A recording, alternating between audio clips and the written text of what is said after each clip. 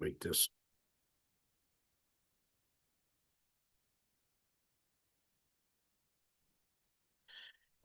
Again, we are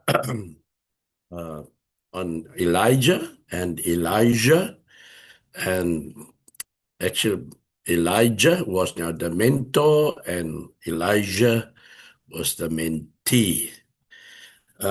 Because they were so active and there's so much that there is to speak about, I'll have to watch my time so I can get everything done. This is the best that I could do so that we can follow the complete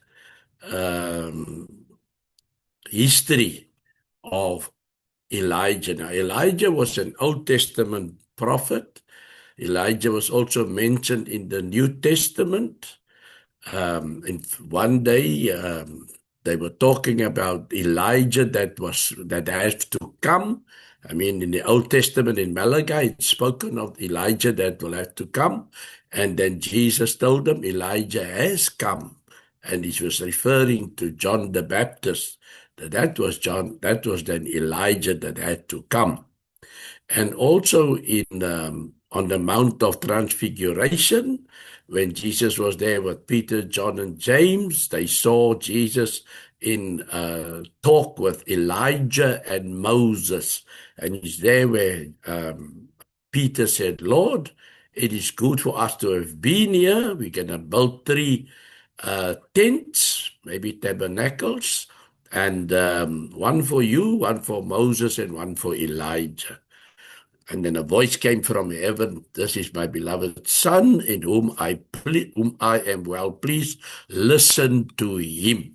So to say, don't listen to Elijah, don't listen to Moses, but listen to Christ, because he supersedes both of them. In fact, Jesus fulfilled Elijah's mission and Moses' mission. There is also another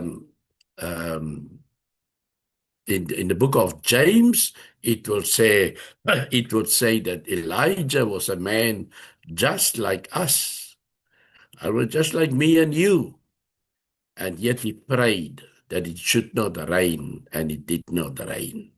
So, an indication that you do not need to be a superhero. He was making it play. Elijah was just a believer in God. So we're going to go through, here is 14 miracles of Elijah. And so we're going to get a picture of Elijah as we go through these miracles. You can see it starts in 1 Kings chapter 17 from verses 1, and it will end at 2 Kings chapter 12 and verses 12, chapter 2 and verses 11. So let's go in. The first miracle of Elijah was because he just suddenly appears in 1 Kings chapter 17 when he went to the king Ahab, and he went to point finger at Ahab, and he says, because of all your ungodliness, there will not be rain until I say so to say. And there the rain then stopped. And, well, there's no rain, there's going to be difficulties. But the king was not very happy with Elijah, and so he took flight, and he went to hide himself out of harm's way. And even in 1 Kings chapter 17 and verse 4, you can see just 3 verses later, it is being said that the ravens came to feed him and to bring him water. So why is it, one would ask, why is it the ravens?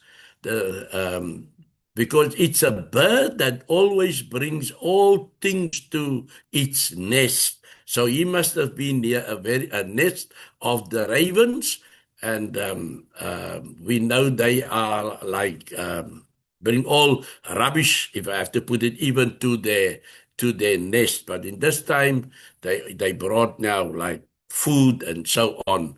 And Elijah was thus fed by them. And then later on, we would see that the angel came to him and said, look, you got to go. And on his way, while he was traveling, there's a widow that he had to go and see. This is now 1 Kings 17, verses 14. When he saw the woman was busy picking up firewood. Well, the Bible would say sticks, but we know it was firewood because she was going to make a fire. And because Elijah was now hungry, he said, would you bring me some water, please? And she says, okay. And as she walked, he called after her saying, bring me a piece of bread also. And she turned around and he says, sorry, master, bread. I was just gathering these sticks together, this firewood together, because I've got the last bit of flour and I've got the last bit of oil, which I'm going to make bread for me and for my son, and then we're going to wait to die. So if we have to take our food out of our mouth, well, and Elijah then tells her, listen, you go and bake that bread and that oil, and it will not stop. You will always have flour and you'll always have oil. And so she went to do it, brought him the bread, and that is what happened. That was a miracle because she didn't run out of oil, she didn't run out of flour, as long as the rain did not come, as long as there was no famine, let's call it like that. And then we find also then the woman son took ill, and then she went to him and said, looks like since you come into my house, my son has took ill and it looks he's dying. So Elijah took the son up into his room. Well, he performed a miracle there, and then scripture said he provided the woman with a son alive. Then she said, now I know you are a man from God. You see, isn't it the same what Nicodemus said about Jesus? Rabbi, you must be of God because no one can do these things if God is not with him. So there this woman then said, even the woman at the well also then said to Jesus, the Samaritan woman, I know this man, must be a prophet or so. So, can see the life we portray will even identify who we are. So, in 1 Kings 18:38, calling of fire from heaven on the altar, that was that Elijah came to the people, the Jewish people, the Israelites, and he says, how long will you limp around? In other words, then on the one leg, then on the other leg. Is it God? Is it Baal? Is it God? Is it Baal? If it's God, serve him. If it's Baal, then go and serve him. But you got to make up your mind. And the people didn't give him answer. Eventually he says, look, okay, I'll get 2 oxen. For Baal, take your oxen. We'll take our oxen. You call fire from heaven, and I'll call fire from heaven. And then the people said, look like a good idea. As I say, Ahab was also looking, and he was also in the company, the king Ahab, and he just also felt maybe, look, let's settle this. And eventually, whole day they screamed and cried and pierced themselves with knives and things, and Baal didn't just waken. Elijah was saying, maybe he's sleeping. Maybe he went on a journey. And, as I was searching all this, I saw even that some of the commentaries said, maybe he's on the toilet. So that's why he can't attend to your cries, So he was, there was no Baal. And then eventually he says, look, it's now time for me before the sun goes down, throw water, 3 times water. And then he says, God, you've got to prove yourself now. And the flames came down and consumed the sacrifice, consumed the altar, and consumed the water. So, and then he says, kill all the prophets. And then it says here, number 6, it caused to rain. Yes, immediately after that, he went from there first, and he asked his servant, go and look, what do you see? And he says, nothing. And 7 times you had to do that trip, go and look. And eventually came back and said, I see a cloud as big as a man's fist. And Elijah knew this is the rain that's coming. That's why I told Ahab, go, because the rain, there's a flood coming. And he ran, actually, when Jezebel heard about it, that is now King Ahab's wife. Now, Jezebel is ruthless. Even in the book of Revelations, I haven't got a pretty picture there. And so he had to run and hide himself, Elijah, because Jezebel swear, tomorrow you're going to be as the same condition as the 450 prophets. Actually, it was 450 prophets and 400 priests. So it was 800 altogether. And it was Elijah alone testifying for God. So the more it's not, the merrier, especially when it comes to religion. Then number 7, prophecy that Ahab's sons would be destroyed. Well, Ahab was of the descendants of Jeroboam. He was the king that caused Israel to worship idolatry, go into idolatry, and then the prophet there, I think Ahijah, said, you will not see life, not even your family. That you can read in 1 Kings 21:22, that they will be died. And even the next verse, 21:23, prophecy that Jezebel would be eaten by dogs. Already there in chapter 14, I think it's 1 Kings chapter 14, this prophecy came to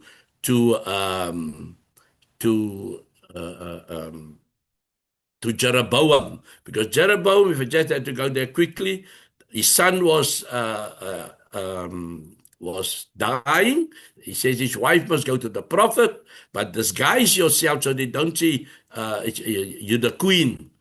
And when she came there, the prophet was blind. Actually, was from old age, but he heard, because the angel already whispered to him, Jeroboam's wife is coming. And when she came in, he told her, yeah, I know who you are, but just take the message back.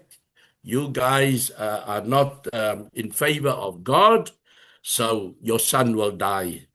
There was a saying that says someone else to, okay, anyway, it's not that one yet. But as I say, the message was, all in the house of Jeroboam will not see the throne. They will all die. In chapter 8, all right, that's the dogs of Jezebel, and that did happen, that Jezebel fell out of the window and the dogs ate her up. Oh, well, they were feasted on her. All that prophecy came because they did not honor God Almighty. Then number 9, you see prophecy that Ahaziah would die of his illness. Now here again, if we go to read 2 Kings 1 verses 4, he called his servant and he tell his servant, listen, I am sick and I think I am dying. I want you to go to, actually he fell through the roof. If you read there, he fell through the roof, he hurt himself, and this caused him to fight life or death. So he sent his servant to Baal-zebub. He is the god of Ekron, and to go and find out by this idol god or false god if he will live. But on his way, the servant met a man. They just say he met a man along the way. And this man asked him, where are you to? Are you going to find advice by a false god? Is it because you believe there is no God in Israel? Now you go back and you go tell your master, he will surely die. So the servant came back and tell Ahaziah, so why are you back so soon? He says, no, I met a man on the way and he told me you're going to die. And so Ahaziah asked him, what does this man look like? And he described him. He's a hairy guy and he's got a leather belt on and he looks rugged. So he said, that's the prophet Elijah. That's the prophet Elijah. And then he got 50 men together, this King Ahaziah, and they sent 50 men to go and fetch Elijah, because Elijah was a straightforward prophet. He didn't mince his words. And they said 50 men, they were actually 51 because it was the leader of 50. So 50 men with him. And as they came to Elijah, Elijah was sitting so on a rock, maybe or so. And they came and they say, "Oh man of God, the king say you must come down." And Elijah then says, "If I am a prophet, well, then there must be fire coming from heaven." Poof! 50 men consumed. Well, the word came to Ahaziah, "Your 50 men has been consumed." He took another 50. Go to Elijah, tell him, "I need him." That's why you can see number 11, calling fire from heaven upon the second 50 soldiers. They also came and they say, "Oh man of God, the king says you must come down." And he says, "Oh, well, if I'm a man of God, let's see." Fire from heaven, choop, consumed them also. And then he gathered together a third group of guys, soldiers, 50 of them, with their leader. And as they approached, this leader came and he knelt down and he honored now um, Elijah. And he also used the word, "I am a man. If I am a man of God, let fire come down." Now the third guy, he came and he pleaded. He kneeled and he pleaded and he honored, so to say, Elijah. And he said, "Would you please come to my king?" And then Elijah went with him. And when Elijah came there by him, Elijah says, "No, you people think there's no God in Israel, so you will die of your injuries." So, and it happened, he died. So this shows how that Elijah, the miracles that he performed. And then at 2 Kings 2 and verses 8, he was he met Elijah, and then they got there to the river, and he took his cloak and he smashed his cloak on the water of the Jordan River, and both Elijah and Elijah walked through the waters. And then Elijah then asked him for a double portion of his spirit, because he had a prophecy that Elijah should have a double portion of his spirit in 2 Kings 10, just two verses later. He said, "Can I have a double portion of your spirit?" And then number 14, being caught up to heaven in a whirlwind. And other next moment there was a chariot of fire, and what's his name? Elijah then called after Elijah, "My master," and so on. And what's his name? His cloak fell off. And then Elijah then gathered up his cloak. So that is the history of the miracles of Elijah. So let's go to the next one. And now we will see here the miracles of Elijah. Now, again, here, this follows each other very quickly. Number one is the parting of the Jordan. Just after Elijah received the cloak of Elijah, he had to cross over the river again. Remember, Elijah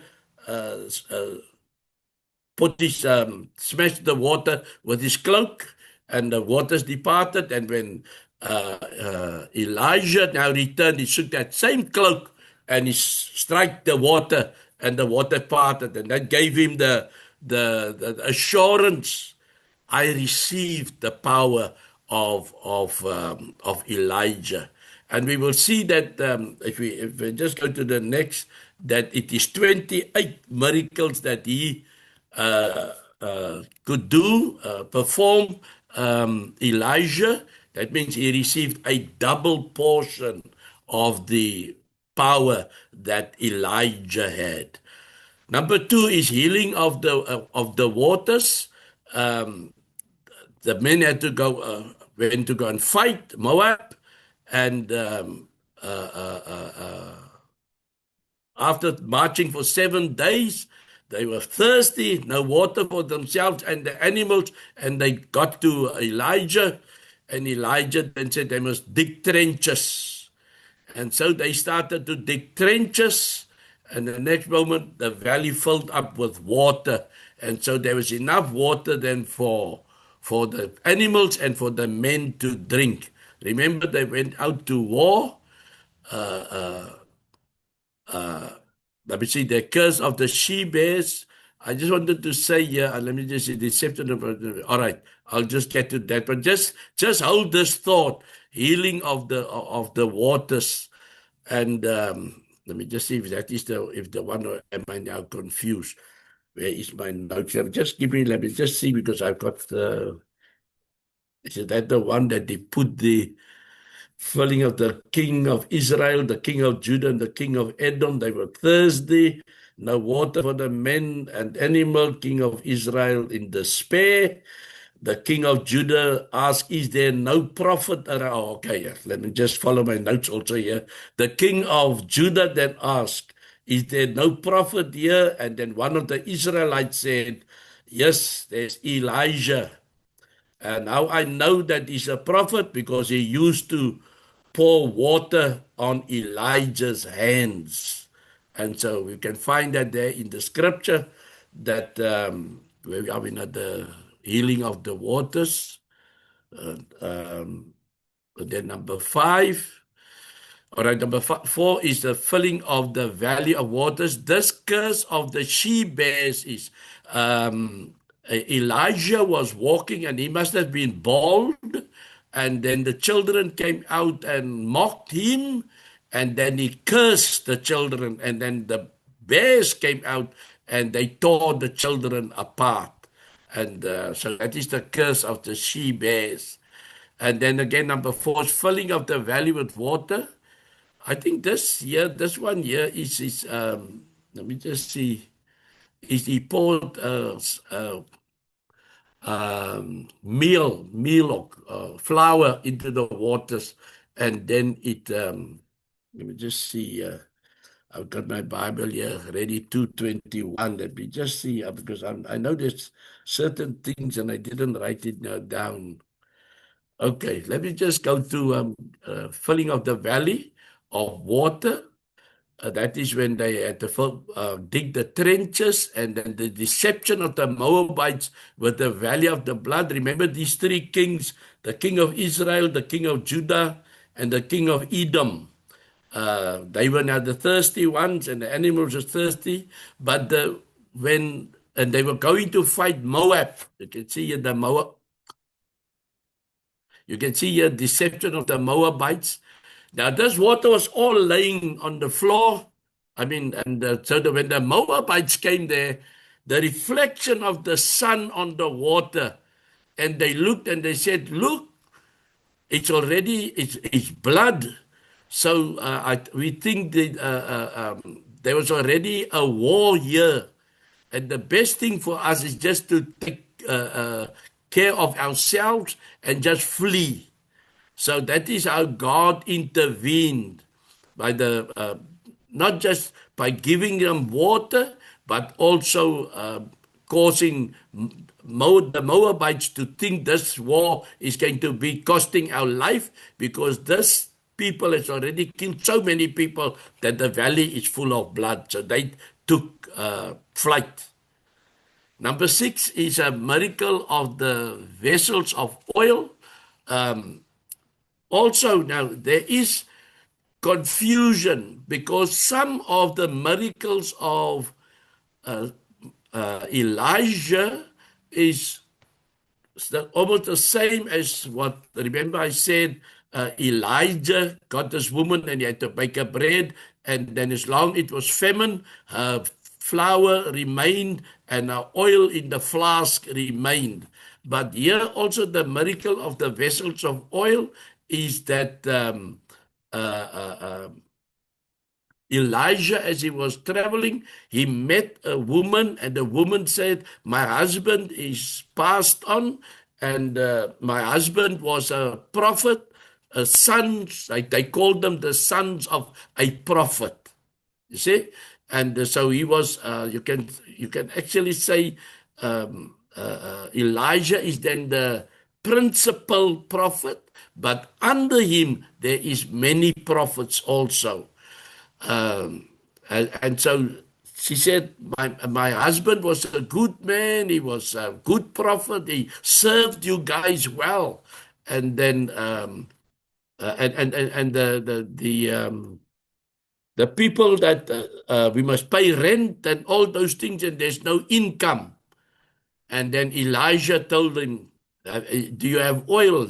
Fill up the vessel, all the vessels that you have, fill it up with oil. And so she went home and she took and she filled and she filled and she filled. And they went to look for more vessels and vessels and vessels. And they filled up all the vessels with oil until the children said, there's no more vessels. And so she came to Elijah and said, well, the moment we said there's no more containers, the oil stopped.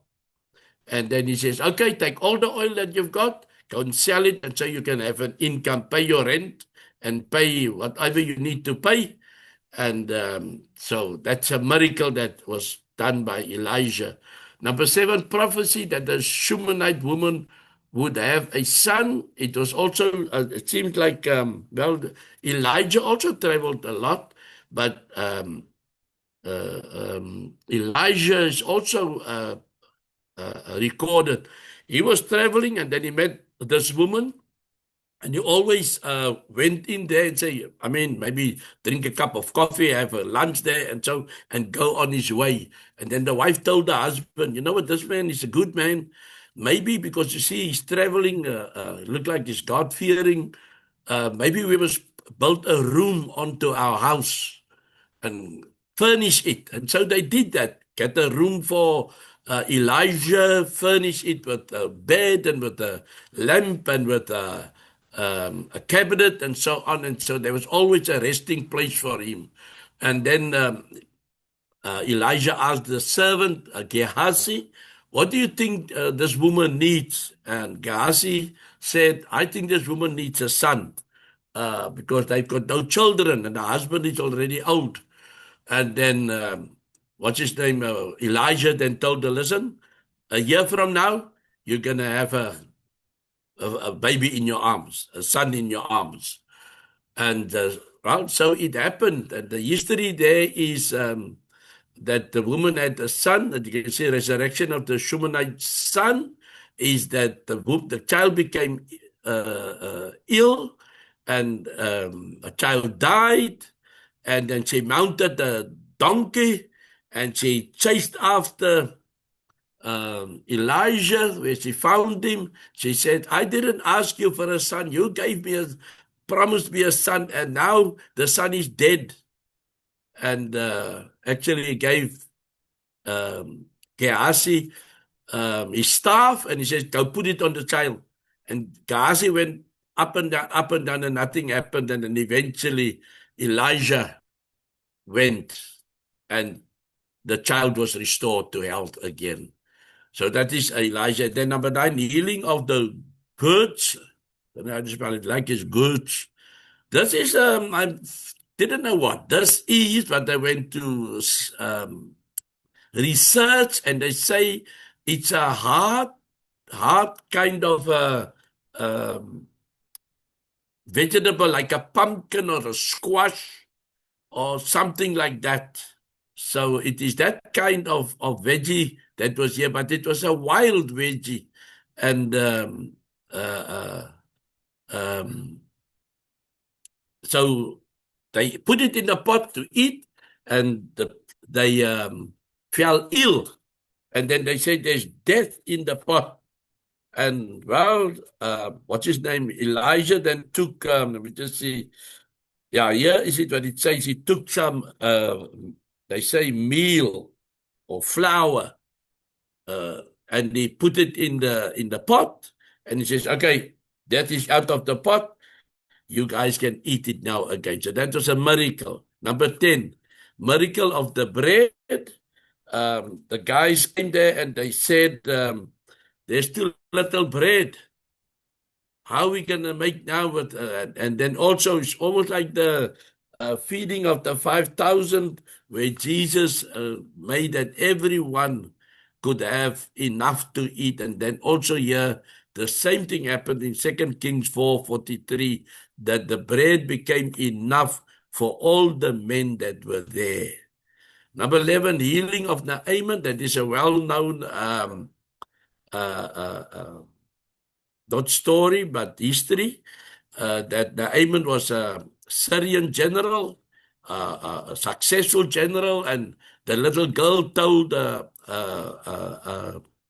late, what you call it, the landlady, if my master was in Israel, the prophet would heal him. And then she told the husband, why didn't you go see the prophet? So the prophet, she came there to Naaman, and to Elijah, and Elijah then told him, go and dip yourself 7 times in the river Jordan, and you will be healed. And then he flared up and said, isn't there better, cleaner rivers in my country, Syria? Now I must go and dip myself in a mud bath, because the river Jordan is not such a heavy or a massive river. And so his men told him, the man asked you to do something great, would you not have done it? Or how come? Just go and do the silly thing, man. And so he went to the water and dipped. Maybe by the 6th time, nothing happened. But he went down the 7th time, he came up, and it says his skin was as nice as a baby. So that was a miracle from Elijah. And in 2 Kings 5:26, perception of Gehazi's transgression. Well, remember he came there with a lot of gifts, but Elijah said, I don't want payment. So I had to turn around. The only thing he did was to ask Elijah, can I take some of the sand with me? So when I'm there in Syria and I want to pray, then at least I can sit on Israel, because the sand reminds him of Israel. Then his prayers can be heard, because he feels by his place it's an idol worshipping country. But anyway, Elijah said, no, no, thank you. You can go on your way. But Gehazi ran after him. And Gehazi went to tell a lie and said, oh, 2 prophets, 2 sons of the prophets came there by us, and they are in need of help. And well, Naaman was just too pleased to help. And he gave him coins, and he gave him 2 packs of clothes for each of the sons of the prophet. I mean, it was lies. And when he came back to Elijah, Elijah asked, where you come from? He said, no, I've been nowhere. He says, but I know what, so to say, I know what you've been up to. And you see, I tell the man, I don't want anything, but you went after him and don't claim for yourself rewards. So that man's leprous, it will come now onto you. And it just happened that way. So Gehazi became then a leper because of being dishonest in this matter. Then floating of the axe head is also, the guys were busy working near the water, and eventually the one's axe flew off the handle and it landed in the water, and they said, oh, the thing was loaned. And what's his name? Elijah said, where did it fall? He took a branch from a tree, threw it in the water, and there the head of the axe floated. And he says, there, okay, secure it, and then you can continue with your work. So that was 14. That is the 5th. I cannot now see what is that top one now. I can't see. What is the top one? Prophecy of the mouse. I want this thing away. Oh, okay. Prophecy of the Syrian battle plans. Oh, okay. All right. There was just some notification in my way, but I've got a computer expert here. 15, prophecy of the Syrian battle plans. The problem here is every time when the Syria guy, commander, has got his battle plans ready, then Israel is, so they say, countering him. So he thought there was a spy in his house, in his army, and he said, so to say, who of you guys are selling out my plan to the enemy? And then they said, no, sir, no, king. That prophet here in this country, it is as if he is in your own room. Yeah, he's eavesdropping, so to say. And that is why, so that's the history of Elijah, that is the spirit interceded, and he knows what goes in the battle room or the war room of the Syrians. 16 vision of the chariots is when his servant woke up and said they are surrounded by the enemy. And then he prayed and he says, Lord, open the servant's eyes. And then he saw that no, there's more. I think, what's his name? Elijah said there's more for us than against us.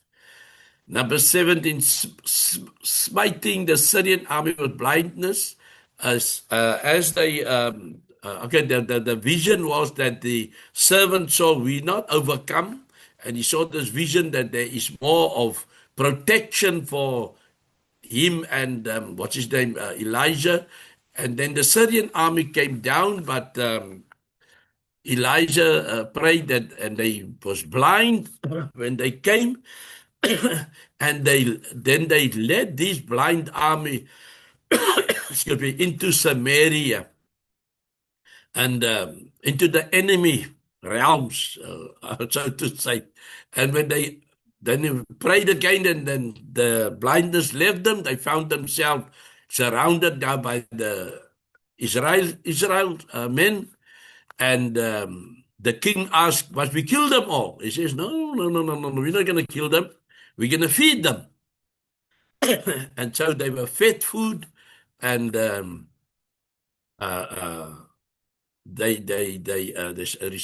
he was, after he fed them food, they was restored their sight. Excuse me. He prayed again, and then their sight was restored. Excuse me, I've got something now in my throat. Now, number 19 is a prophecy of the end of the great famine. It is, let me just see that one, 2 Kings 7 and verses 1. It says here, then Elijah said, listen to the word of the Lord.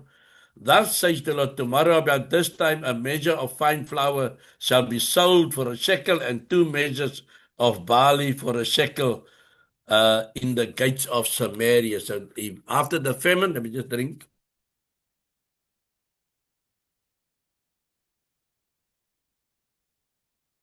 After he's declared this is where we are now, prophecy of the end of the famine, this happened then, but there was someone, and the royal officer on whose hand the king was leaning answered the man of God and said, behold, if the Lord should make windows in heaven, could this thing be? Then he said, behold, you shall see it with your own eyes, but you shall not eat of it. So here was a doubter when Elijah prophesied that it's the end of the famine and everything will be cheap the next day. Reminds me now of Trump that says, don't worry of the high price of oil. You're almost going to get petrol free of charge after everything is settled. But anyway, this is maybe he took a lesson here from Elijah. So there was this one guy, when he heard it, he said he scoffed at it. And then the prophecy that this noble man would see that everything is now cheap, but will not partake of it. The thing is this, when the gates opened, they trampled him because everything was so cheap. Everybody rushed out to get the free goods. So they stampede, and he died under it. So he saw that everything was cheap, and he paid the price therefore. Then deception of the Syrians with the sound of chariots. In 6, we will see, for the Lord had caused the army of the Arameans to hear a sound of chariots and the sound of horses, even the sound of a great army, so that they said to one another, Behold, the king of Israel has hired against us the kings of the Hittites and the kings of the Egyptians to come. So the sound that they heard was, it was that the Israel army was now so great because they even have now the Egyptians and the Hittites with them, and then they took flight.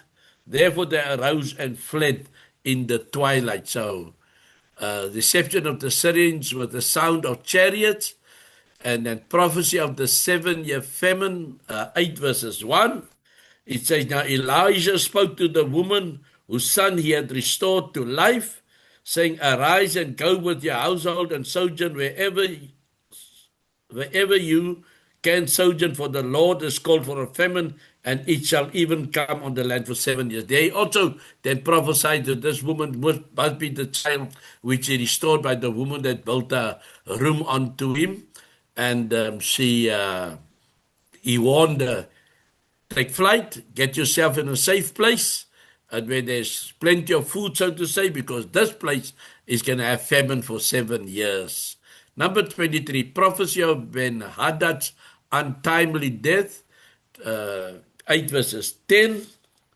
Just see on the other side, 8 verses 10.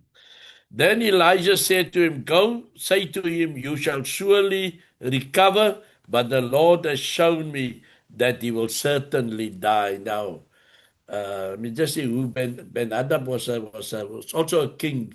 Verse 7 would say, Then Elijah came to Damascus. Now Ben-Hadad, king of Aram, was sick, and it was told him, saying, The man of God has come here. And the king said to Hazael, Take a gift to him and ask him if he will recover. And then Elijah gave the message, you will get better, but you'll in any case die. So 23 is prophecy of Ben-Hadad, the king of Aram. Wanted to know if he will be healed, but Elijah said, yes, you will get better, but you will die.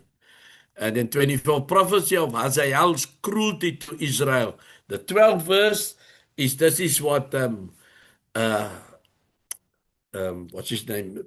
Elijah told Hazael, verse 12, and Hazael said, why does my Lord weep? Then he answered, this now Elijah, because I know the evil that you will do to the sons of Israel. Their strongholds you will set on fire, and their young men you will kill with the sword, and their little ones you will dash to pieces, and their woman with child you will rip open.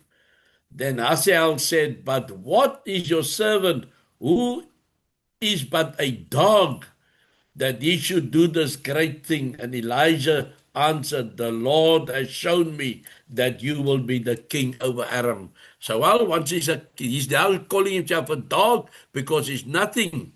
But the moment he became the king, he was filled with power, and that's just what he was going to do. So prophecy that Jehu would smite the house of Ahab.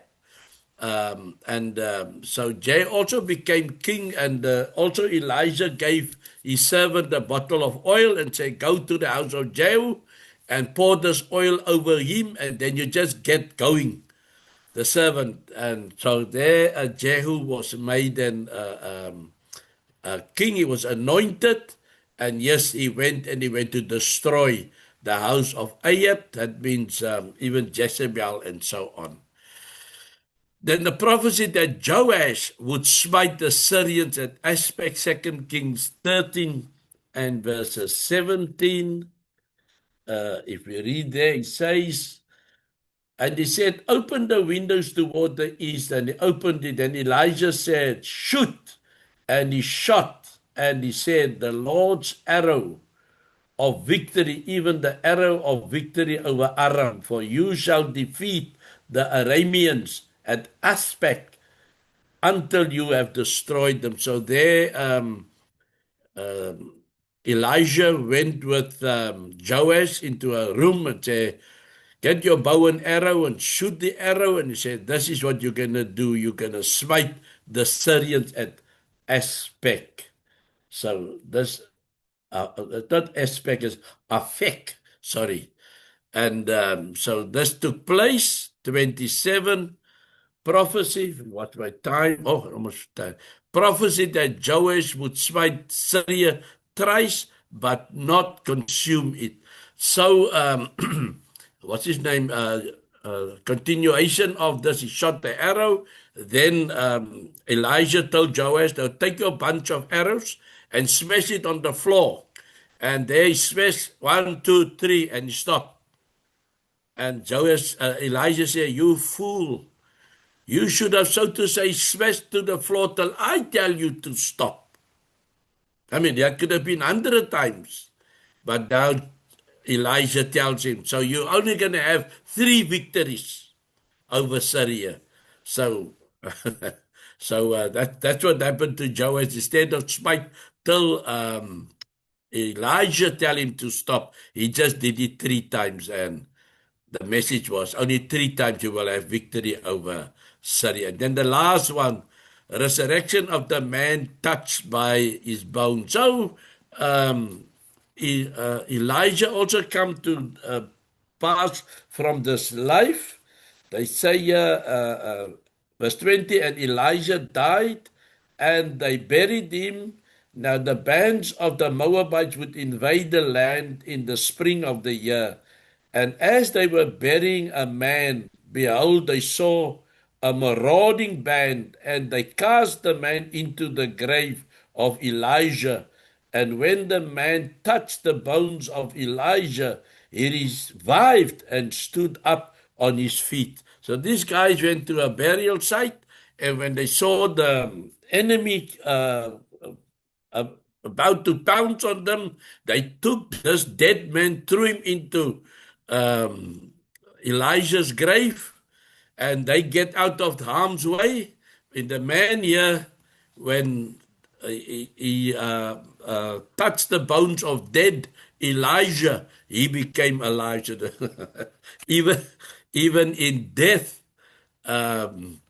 Elijah still performed a miracle. Well, he was a man of God, and God's power is even beyond the grave. So, church, it's time for me now to. This is now the history of. This is the best I could do so that we can see, because the power from Elijah was because of the cloak came upon Elijah, because the two of them worked together. And this is only but half of the story. And what's his name? Elijah received a double portion, because what's his name? He asked Elijah, please. Elijah asked him, what do you want? So he says, a double portion of your power. And Elijah told him, it's but much that you ask for, but we will see. My own interpretation. And as he left, he got the what you call it, the cloak, and the power was still, so to say, in that cloak. So thank you very much. I hope this has been interesting for us. Let me just stop the slides, and now I can greet you again and look your face into the face. Is there